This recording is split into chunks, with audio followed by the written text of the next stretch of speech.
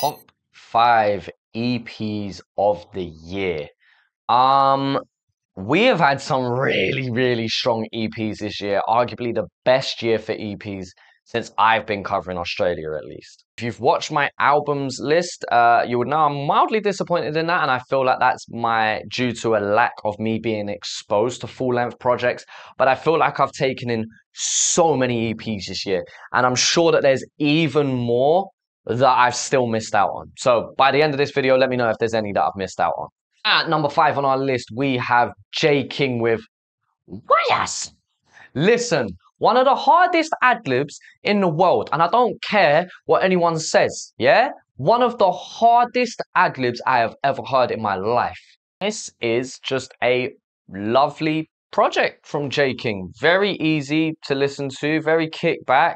Real standout songs in Lele and Unconditionally, like, you know, it's just a nice album. That's all I really have to say. Like, I really like J King as an artist, and we've just got a short, like, 12-minute project from him.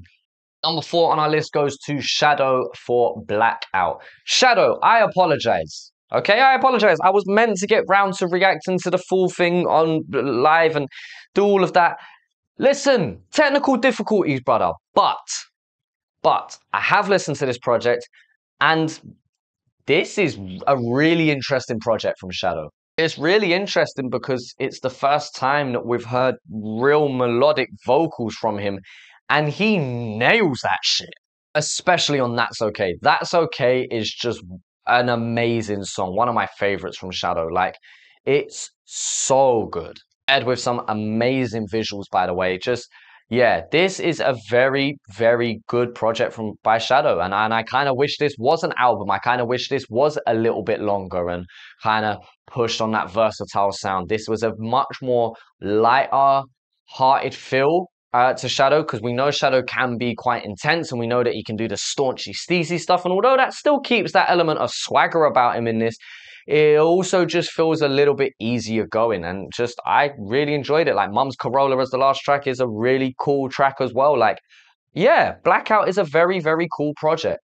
3 on our list goes to C and G, also known as Cairo and Genius. Come On In is an amazing EP, and we're going to be having many more discussions about this duo in the near future. Come On In is a very good project, and they had an even better EP, in my opinion, a couple years ago in Now You Know, one that I never actually publicly covered whatsoever. So again, we're going to get round to it, but they bring this 90s, noughties style R&B sound to the table, and they do it very fucking well, man. Reason I would say that this EP is slightly more of a broader sound than Now You Know. I just feel like there's a couple of misses on here compared to Now You Know. Now You Know just had a banger every single track. I feel like this has 1 or 2 misses in there, especially the intro track, Can't Live Without You. I wasn't the biggest fan of it, admittedly. But they equally have some high highs in here, and Too Much is a crazy song. Naked is also a great track. I'd say they're my 2 favorite from this project, but yeah, this is a very cool track, and if you're an R&B head, or even if you're not and you just want to listen to something that sounds nostalgic despite you not knowing it, like, that's the way I can describe their music. They make me feel like I've heard the track before, even though it's brand new to me. And I say that in a good way, not a, oh, this sounds super repetitive kind of way. I don't know. Take that as a compliment, please, because they make fantastic, polished, really professional, very well-written music. And yeah, I would like to shine a little bit of light on it because they are a very good duo. What a year Pania has had. Number 2 on our list, we have Pania with Burnt Your Clothes and Change the Addy. Sorry, I just had to move something there. This project is crazy good. Like, I enjoyed this project so much. I have fun every single time I listen to this project. It's such a strong EP, great pacing. Like for 7 tracks, it being nearly 20 minutes long, like it just has superb pacing, some really standout hits, especially within Tiki, and my personal favorite, With or Without Us. There's also 10s and 8s, no 4s and 5s. Like there's some really, really, really strong singles within this EP too. My Crew is just a steezy banger that's just, again, a lot of fun. Let Him Fall has this emotional kind of feel, but it's like the emotional banger that you want to sing from the top of your lungs. Like, it's just a really, really good project. Like, I'm going to say the same things again because I really fucking mean it. Before this year, I hadn't have heard of Pania.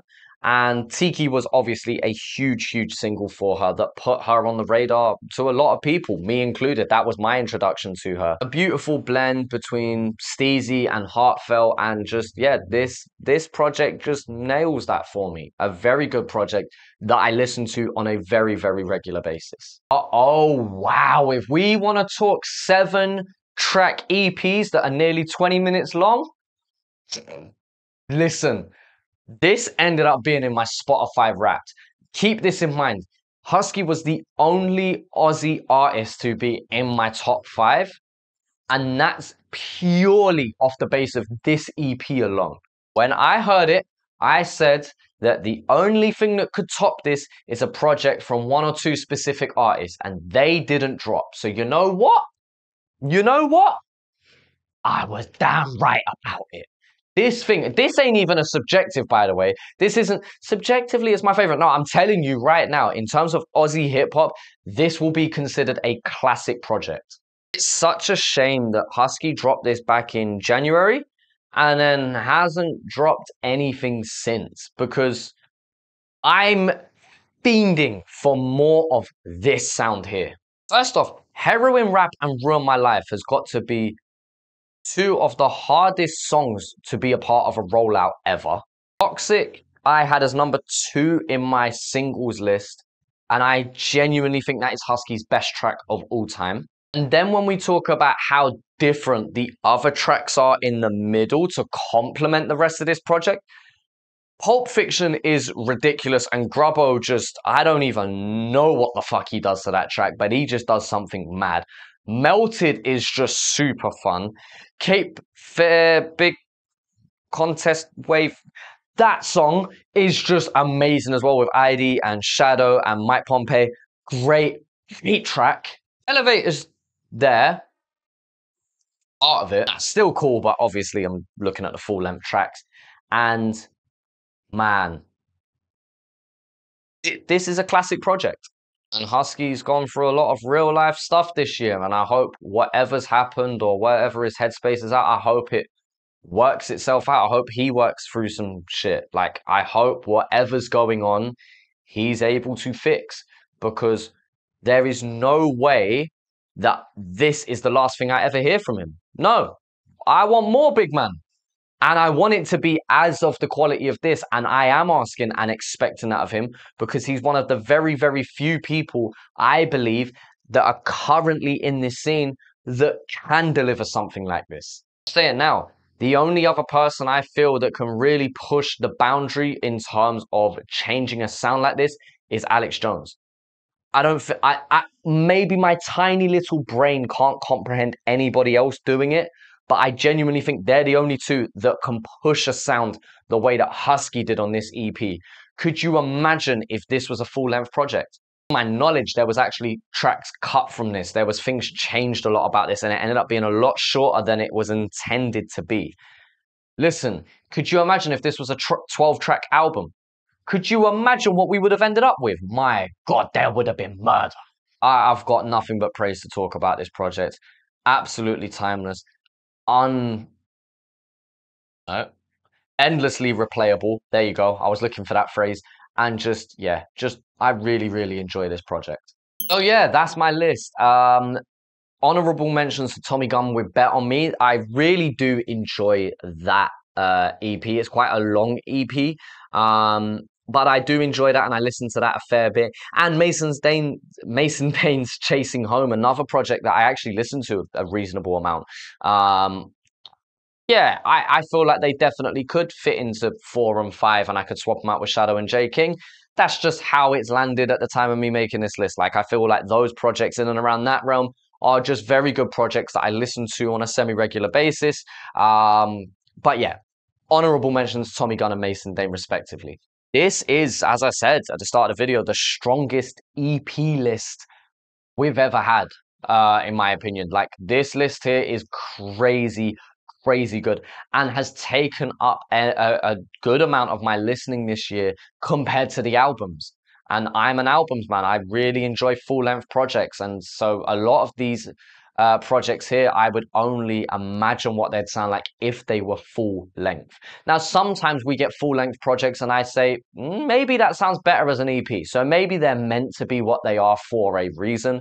But I just feel like, yeah, these projects are very, very strong, very good. And I'd love to hear more, if not a progression of these sounds from these artists. And I understand that there are tons of EPs that I have not included in this list. And if there's one that you really feel should have been here, let me know. I am aware of many more than just 7 EPs, by the way. I know that there's tons of other EPs that have dropped this year.